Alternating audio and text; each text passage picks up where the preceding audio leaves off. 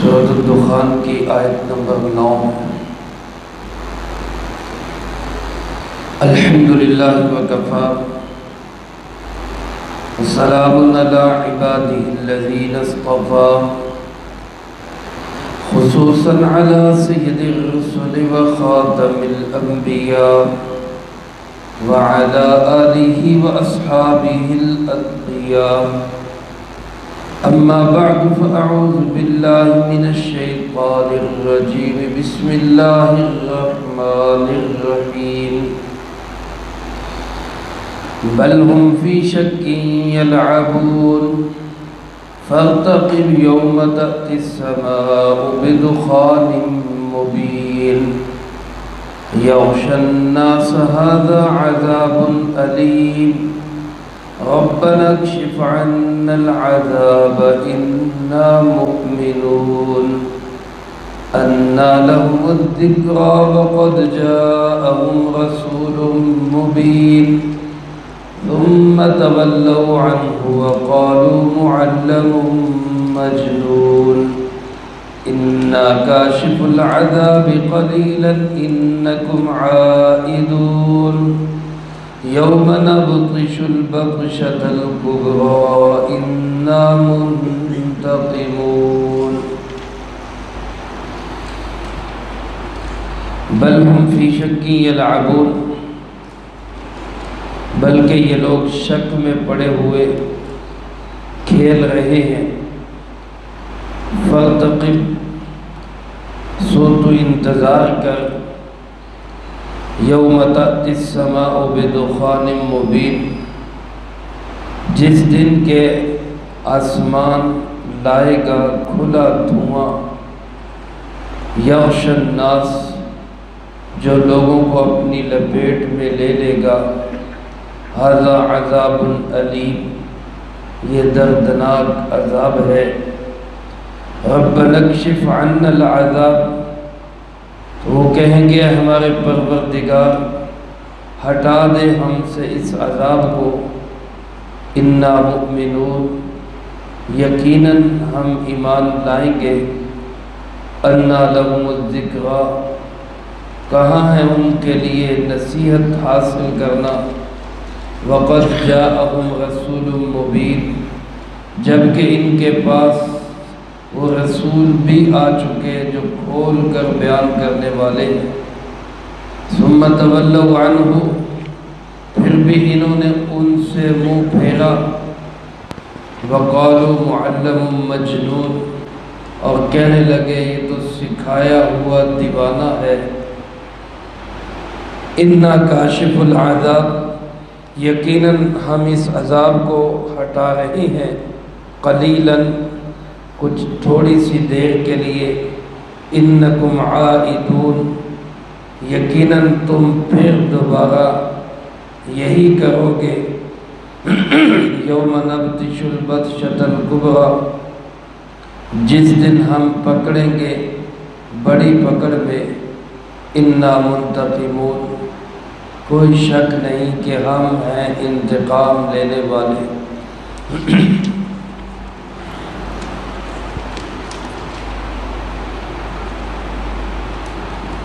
ان آیات مبارکہ میں اللہ رب العالمین نے اس دھوئیں کا ذکر کیا ہے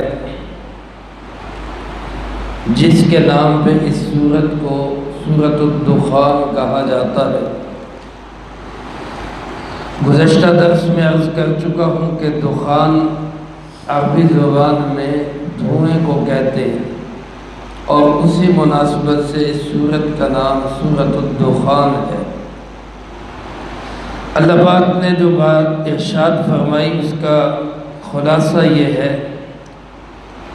کہ مشرکین عرب، جن کو جناب نبی پاک صلی اللہ علیہ وسلم توحید کی، عقیدہ آخرت کی، رسالت کی، قرآن کریم کی حقانیت کی دعوت دیتے، تو بجائے وہ اس دعوت کو قبول کرنے کے الٹا ٹھکراتے، انکار کرتے، مخالفت کرتے، نبی پاک صلی اللہ علیہ وسلم اور آپ کے ساتھیوں کو ستاتے۔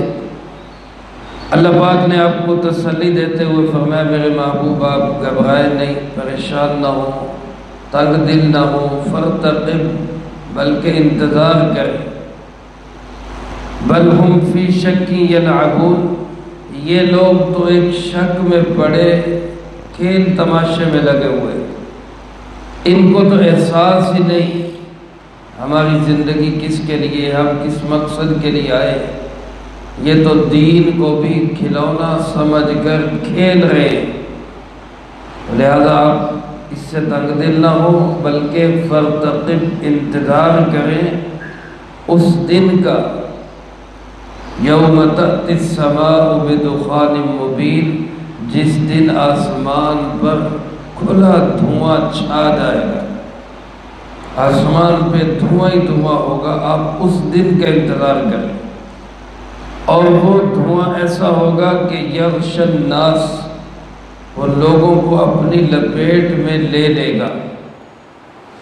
ٹھیک ہو گیا کام ایسا، وہ دھواں لوگوں کو اپنی لپیٹ میں لے لے گا۔ اور اللہ پاک فرماتے کہ ھذا عذاب علیم، یہ بڑا دردناک عذاب ہوگا۔ جب یہ صورتحال بنے گی تو تب فرمایا یہ لوگ کہیں گے کہ یا اللہ ہم سے اس عذاب کو ہٹا دے، ہم ایمان لے آتے، یہ عذاب ہم سے دور کر دے، ہم ایمان لے آتے۔ اللہ پاک ارشاد فرماتے کہ اگر ہم اس عذاب کو ان سے ہٹا بھی دیں، انا کاشف العذاب قلیلا، تھوڑی دیر کے لیے اگر ہم اس عذاب کو ہٹا بھی دیں، فرمایا انہم عائدون، یہ پھر یہی حرکتیں کریں گے۔ اب ان کی نصیحت کا وقت گزر چکا، ان کی حرکتیں وہی رہیں گے، یہ نہیں بدلیں گے۔ یہ آیات مبارکہ کا خلاصہ ہے۔ اس دھوئیں سے مراد کیا ہے؟ یہ کون سا دھواں ہے؟ آیا یہ دھواں ہو چکا ہے یا آگے آئے گا؟ اس کے متعلق مفسرین کرام رحمہم اللہ کی دو رائے ہیں۔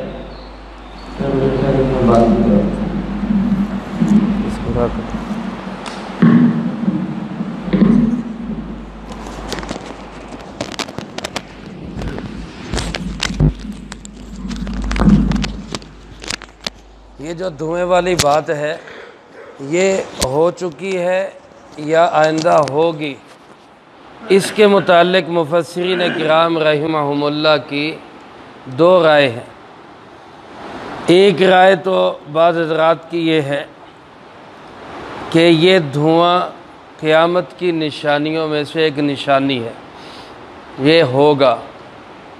حدیث پاک میں آتا ہے رسول اللہ صلی اللہ علیہ وسلم نے ارشاد فرمایا کہ قیامت اس وقت تک قائم نہیں ہوگی جب تک تم 10 چیزوں کو دیکھ نہیں لوگے۔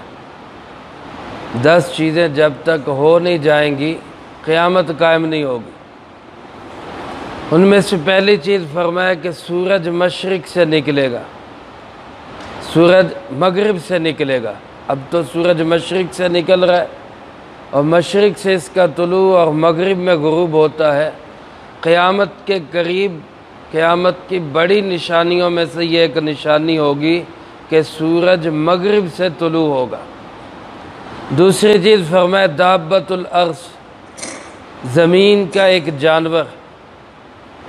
جانور زمین سے ظاہر ہوگا جو ہر انسان کے پاس جائے گا اور مسلمان کے چہرے پر ایک نور چھوڑ دے گا اور کافر کے چہرے پہ کافر لکھ دے گا۔ یہ قیامت کی نشانیوں میں سے ایک بڑی نشانی ہوگی۔ اور آپ نے فرمایا کہ دجال کا خروج ہوگا۔ دجال جو بہت بڑا فتنہ ہے، وہ فتنہ دنیا کے اندر برپا ہوگا۔ اور آپ نے فرمایا کہ حضرت سیدنا عیسیٰ علی نبینا علیہ الصلاۃ والسلام وہ تشریف لائیں گے اور دجال کو قتل کریں گے۔ یہ قیامت کی بڑی نشانیوں میں سے ایک نشانی۔ اور پھر اسی طرح فرمایا کہ 3 جگہ پہ تین نشانیاں یہ ہوں گی کہ تین جگہ پہ زمین دھنس جائے گی، ایک مشرق میں، ایک مغرب میں، اور ایک جزیرۃ العرب کے اندر۔ یہ تین جگہ پہ زمین کے ٹکڑے پورے وہ زمین کے اندر چلے جائیں گے۔ یہ قیامت کی تین نشانیاں ہوں گی۔ اور ایک نشانی یہ ارشاد فرمائی کہ عدن سے ایک آگ نکلے گی، عدن کے علاقے سے ایک آگ نکلے گی جو لوگوں کو ایسے ہنکا کے، جیسے جانوروں کو آگے چلایا جاتا ہے، ایسے ہنکا کے شام تک لے جائے گی، اور اس طرح چلائے گی کہ جب دوپہر کا وقت ہوگا، آرام کرنا ہوگا، آگ بھی ٹھہر جائے گی، رات کا وقت ہوگا، لوگ سونے لگیں گے، آگ بھی رک جائے گی، اور جب دن کو چلیں گے تو پھر آگ ان کو لے چلے گی۔ اور فرمایا کہ ایک دھواں دنیا میں چھا جائے گا، ایک دھواں چھا جائے گا، اور وہ دھواں ہر انسان کو پہنچے گا۔ فرمایا کہ اس کا اثر ایمان والے کو تو اتنا صحیح ہوگا کہ جتنا کہ زکام کا اثر ہوتا ہے، یعنی معمولی سا اثر ہوگا، لیکن کافر کے لیے وہ دھواں ایسا ہوگا کہ اس کو یوں محسوس ہوگا کہ میرے جسم کے ہر سوراخ سے اور ہر مسام سے دھواں نکل رہا ہے، اس کے لیے وہ بڑی اذیتناک صورتحال ہوگی۔ اور فرمایا پھر ایک ہوا چلے گی جس ہوا سے سب ایمان والوں کی جان نکل جائے گی، اور اس وقت دنیا میں سوائے شرارتی لوگوں کے اور کوئی نہیں رہیں گے، ان شرارتی لوگوں پر قیامت قائم ہوگی۔ یہ نشانیاں جناب نبی پاک صلی اللہ علیہ وسلم نے ارشاد فرمائی۔ چنانچہ انہی نشانیوں میں ایک نشانی یہ دھوئیں والی نشانی بھی ہے۔ تو مفسرین کرام رحمہم اللہ کی ایک جماعت، جن میں حضرت عبداللہ ابن عباس رضی اللہ تعالیٰ عنہما اور دیگر صحابہ بھی ہیں، ان کا کہنا یہ ہے کہ یہ قیامت کے قریب یہ نشانی ہوگی، یعنی یہ ابھی دھواں آیا نہیں، یہ دھواں آئے گا۔ ایک دوسری جو ہے وہ اس سلسلے میں تفسیر یہ ہے، ایک صاحب مسروق رحمۃ اللہ علیہ جو تابعی ہیں وہ فرماتے ہیں کہ ایک مسجد کے اندر کوفہ میں مسجد میں ایک بیان کرنے والا بیان کر رہا تھا، اور اس نے یہی نشانیاں بیان کی اس آیت کی تفسیر کے اندر، اور یہ بتایا کہ یہ دھواں جو ہے یہ قیامت کے قریب آئے گا۔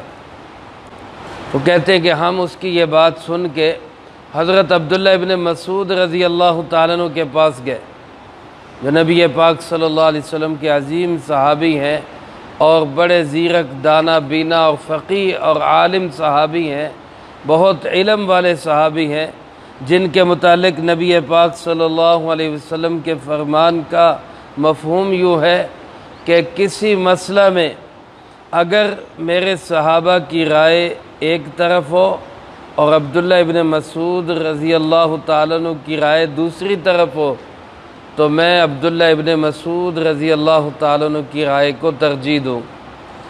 اتنے عظیم صحابی جن کی فقاہت پہ جناب نبی پاک صلی اللہ علیہ وسلم کو بھی اعتماد۔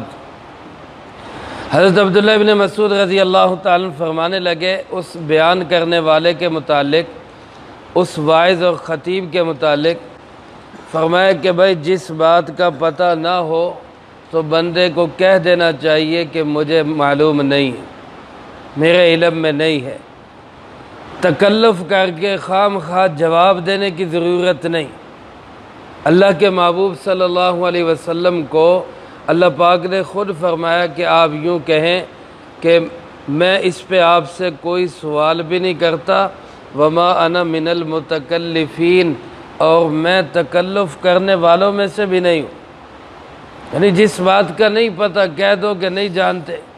یہ کیا ہوا کہ نہیں بھی علم تب بھی ہم نے کوئی نہ کوئی جواب ضرور دینا ہے، ورنہ یہ کیا کہیں گے کہ مولوی انہوں پتہ ہی کچھ نہیں۔ یہ تکلف ہے۔ تو فرمایا کہ نہ پتہ ہو تو کہہ دیا کرو کہ ہمیں معلوم نہیں۔ اور پھر حضرت عبداللہ ابن مسعود رضی اللہ تعالیٰ عنہ نے فرمایا کہ یہ دھواں ہو چکا ہے، یہ دھوئیں والی علامت پائی جا چکی ہے۔ اور اس کا واقعہ یوں بیان فرمایا کہ جب عرب کے لوگوں نے، مشرکین نے، قریش نے جناب نبی پاک صلی اللہ علیہ وسلم کو اور آپ کے ساتھیوں کو بہت ستایا، حد کر دی اور تنگ کر دیا، تو نبی پاک صلی اللہ علیہ وسلم نے ان کے خلاف بد دعا کر دی۔ آپ نے یوں فرمایا، اللہم سنیہم کا سنی یوسف، اے اللہ ان کے اوپر ایسا قحط مسلط کر دے جیسا قحط یوسف علیہ السلام کے زمانے میں آیا تھا، ایسا قحط مسلط کر دے۔ نبی پاک صلی اللہ علیہ وسلم کی دعا کا اثر یہ ہوا کہ بارش بند ہو گئی، آسمان سے بوند نہ پانی کی برسے، زمین سے جو غلہ اناج اگتا تھا وہ بند ہو گیا، اور دوسری طرف یمن کی غلہ منڈی کا ایک بہت بڑا سردار وہ مسلمان ہو گیا۔ جب وہ مسلمان ہوا تو عرب کے مشرکوں نے، مکے کے قریش نے اس کی توہین کی۔ اس نے کہا اچھا میری توہین کرتے ہو، لو پھر اب غلہ لے کے دکھانا۔ اس نے مکے والوں کا غلہ ہی روک لیا، جس کا نتیجہ یہ ہوا کہ دانے دانے کو محتاج ہو گئے۔ بلکہ ان دنوں میں لکھا ہے کہ جانوروں کے چمڑے جلا کے کھانے پہ مجبور ہوئے، پتے کھانے پہ مجبور ہوئے، اور بڑے سخت حالات میں اس وقت بھوک کا یہ عالم تھا کہ یہ جب آسمان کی طرف دیکھتے تو ان کو آسمان ایسے لگتا کہ جیسے آسمان نہیں، یہ دھواں ہی دھواں چھایا ہوا ہے۔ تو حضرت عبداللہ ابن مسعود رضی اللہ تعالیٰ فرماتے کہ یہ دھواں مراد ہے، کہ جو مشرکین عرب کو، قریش مکہ کو وہ دھواں سا نظر آتا تھا بھوک کی وجہ سے، اس دھوئیں سے مراد وہ دھواں ہے۔ اللہ پاک فرماتے میرے محبوب تسلی رکھ، میں ان پہ دھوئیں کا عذاب مسلط کروں گا۔ پھر یہ نبی پاک صلی اللہ علیہ وسلم کے پاس آئے، منت سماجت کی، ترلے منتیں کیے، آپ کو واسطے دیے اور اپنی قرابت داری یاد دلائی، اور یہ یقین دہانی کرائی کہ یہ عذاب ہٹ جائے، ہم ایمان لے آئیں گے، ہم ایمان لے آئیں گے۔ تو نبی پاک صلی اللہ علیہ وسلم نے دعا کر دی کہ یا اللہ ان سے اس عذاب کو ہٹا دے۔ تو اللہ پاک نے اس کے متعلق فرمایا کہ اگر ہم اس عذاب کو ہٹا بھی دیں، یہ بے ایمان خناس یہ پھر بھی باز نہیں آئیں گے، وہی حرکتیں کریں گے، یہاں تک کہ ہم ان کو بڑی پکڑ میں پکڑیں گے۔ اور اس بڑی پکڑ سے مراد حضرت عبداللہ ابن مسعود رضی اللہ تعالیٰ فرماتے ہیں وہ بدر کی لڑائی ہے، کہ جس لڑائی میں 70 بڑے بڑے کافر مارے گئے، یہ بڑی پکڑ آئی اللہ کی طرف سے ان کے اوپر۔ تو بہرحال حضرت عبداللہ ابن مسعود رضی اللہ تعالیٰ عنہ کا کہنا یہ ہے کہ یہ 5 چیزیں دنیا میں ہو چکی ہیں، 5 چیزیں دنیا میں ہو چکی ہیں۔ کون سی 5 چیزیں؟ پہلی چیز فرمایا کہ اللہ پاک نے قرآن کریم میں فرمایا تھا کہ رومی مغلوب ہو جائیں گے، غلبت الروم، روم والے مغلوب ہو جائیں گے۔ فرمایا کہ یہ رومی مغلوب ہو گئے۔ اس کے بعد فارس والے یہ مغلوب ہوں گے، فرمایا کہ یہ بھی ہو چکا ہے، فارس والے بھی مغلوب ہو چکے۔ دوسری چیز فرمایا چاند کا 2 ٹکڑے ہونا قیامت کی نشانیوں میں سے ہے، اقتربت الساعۃ وانشق القمر۔ حضرت عبداللہ ابن مسعود فرماتے کہ شق قمر بھی ہو چکا ہے۔ تیسری چیز حضرت عبداللہ ابن مسعود رضی اللہ تعالیٰ فرماتے کہ دھواں، یہ دھواں بھی ہو چکا ہے جب مشرکین عرب پہ قحط پڑا تھا۔ اور چوتھی چیز وہ فرماتے ہیں بطشۃ الکبریٰ، بڑی پکڑ، یہ بھی وہ فرماتے ہیں کہ یہ بدر کے دن بڑی پکڑ ہو چکی ہے۔ اور 5ویں چیز اللہ پاک نے فرمایا سورۃ فرقان کے آخر میں فَسَوْفَ يَكُونُ لِزَامًا، یہ لزام ہوگا، یہ چمٹ جائے گی، یہ ذلت و رسوائی اور شکست ان کو چمٹ جائے گی۔ حضرت عبداللہ ابن مسعود فرماتے کہ یہ بھی ہو چکا ہے۔ تو حضرت عبداللہ ابن مسعود کا فرمان یہ ہے کہ یہ علامات 5 ہو چکی ہیں، ان میں سے دھواں ہے یہ بھی گزر چکا۔ دیگر مفسرین کرام جن میں بڑے صحابہ بھی شامل ہیں، ان حضرات کا کہنا یہ ہے کہ یہ دھوئیں والا عذاب قیامت کے قریب آئے گا۔ تو عین ممکن ہے کہ یہ 2 دفعہ ہو، 1 دفعہ ہو چکا ہے، 1 دفعہ آئندہ ہوگا، کیونکہ اللہ پاک تو قادر مطلق ہے، وہ دوبارہ بھی کر سکتا ہے۔ تو لہٰذا ان آیات مبارکہ میں ہو چکا ہو یا آئندہ ہو، اصل سبق کی بات یہ ہے کہ اللہ پاک فرماتے کہ اللہ سے ڈر جاؤ، اللہ کے دین کو کھلونا نہ بناؤ، ورنہ ایسے عذاب کی شکلیں جب ظاہر ہوں گی تو پھر بڑی اذیت ہوگی، پھر پکڑے جائیں گے تو ترلے منتیں کریں گے کہ جی 1 دفعہ بچا لیں ہم ایمان لے آئیں گے۔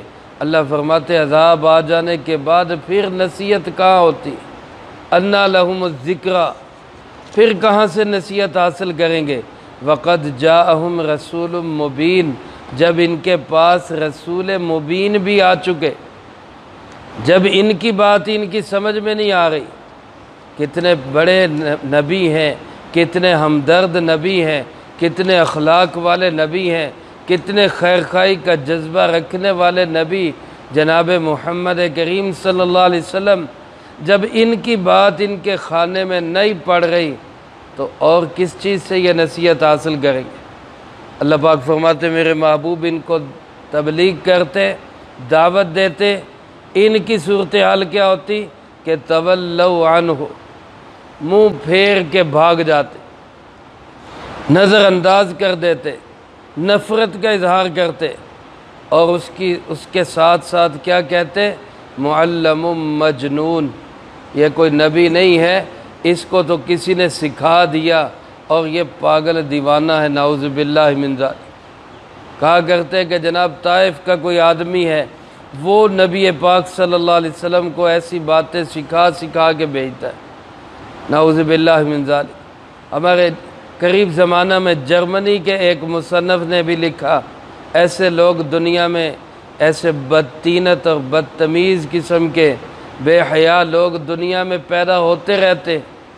اس نے بھی لکھا نعوذ باللہ، حضرت محمد صلی اللہ علیہ وسلم کو مرگی کے دورے پڑتے تھے، اور اس دورے کے دوران جو وہ بولتے تھے اس کو لوگوں نے قرآن بنا لیا۔ یہ نعوذ باللہ من ذالک، ایسی باتیں دشمن اسلام کے دشمن آج بھی کر رہے، اس زمانے میں بھی کر رہے۔ کہتے جناب یہ تو ایک سکھایا ہوا دیوانہ ہے۔ اللہ پاک ارشاد فرماتے میرے محبوب آپ کے کہنے پہ انا کاشف العذاب قلیلا، ہم تھوڑی دیر کے لیے عذاب کو ہٹا بھی دیں، انکم عائدون، تم لوگ قریش مکہ مشرکین عرب اتنے ضدی ہٹ دھرم ہو کہ تم پھر واپس وہیں پلٹ آؤ، تم اپنی حرکتوں سے باز آنے والے نہیں ہو۔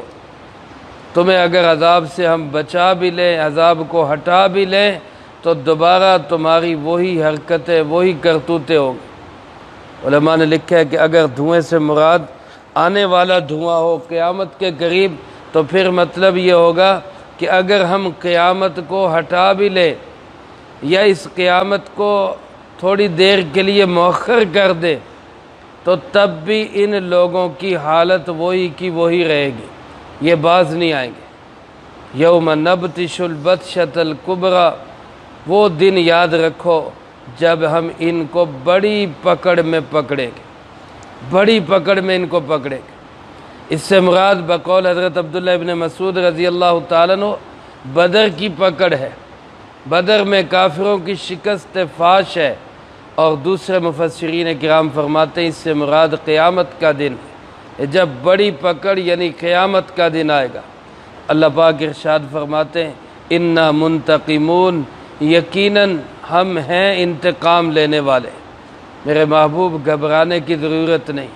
آج کے مسلمانوں کو بھی میرے بھائیوں اللہ کی طرف سے یہی تسلی ہے کہ دین کے کام میں لگے رہو، گھبراؤ نہیں، محنت میں لگے رہو۔ وقت آئے گا دنیا دیکھے گی کہ یہ لوگ ذلیل و رسوا ہوں گے اور دین والوں کو اللہ عزت دے گا۔ آج میرے دوستو ہم اپنی آنکھوں سے دیکھ رہے، ہمارے پڑوس میں افغانستان کے اندر 20 سال ان مسلمانوں نے بے سر و سامانی کے عالم میں، اسلحہ نہیں ہے، لباس نہیں ہے، جوتے نہیں ہیں، اور کمزور سے لوگ ہیں، ٹیکنالوجی کوئی نہیں، لیکن دنیا کی بڑی طاقتوں کے مقابلے میں جمے رہے، ڈٹے رہے، پیچھے نہیں ہٹے۔ آج دنیا اپنی آنکھوں سے دیکھ رہی اللہ ان کو کیسے عزتیں دے رہا ہے۔ افغانستان کے 25 سے زیادہ صوبے ان کے زیر نگیں آ چکے ہیں، اور آنے والے چند دنوں میں پورے افغانستان پہ ان کا کنٹرول ہوگا۔ یہ تسلی قرآن کریم کی ایسے نہیں ہے، آج بھی قرآن کہہ رہا ہے حوصلہ رکھو، جمے رہو، لگے رہو، گھبراؤ نہیں۔ اللہ فرماتے ہیں ہم ہیں نا انتقام لینے والے، ہم ہیں نا ان سے بدلہ لینے والے۔ اور جب اللہ بدلہ لیتا ہے تو پھر اسی طرح ہی اپنے دشمن کی ناک رگڑ کے رکھ دیتا ہے۔ اللہ ہم سب کو دین کا مخالف اور دشمن بننے کی بجائے دین کا حمایتی اور مددگار اور ناصر بننے کی توفیق نصیب فرمائے۔ جو کہا سنا اس کو زندگی میں لا کے دوسروں تک پہنچانے کی توفیق عطا فرمائے۔ اللہم انت السلام ومنک السلام، تبارکت ربنا وتعالیت یا ذا الجلال والاکرام۔ اللہم اعنا علی ذکرک وشکرک وحسن عبادتک۔ اللہم احسن عاقبتنا فی الامور کلہا واجرنا من خزی الدنیا وعذاب الآخرہ۔ اللہم باقیتا کباقیت الولید، اللہم استر عوراتنا وآمن روعاتنا۔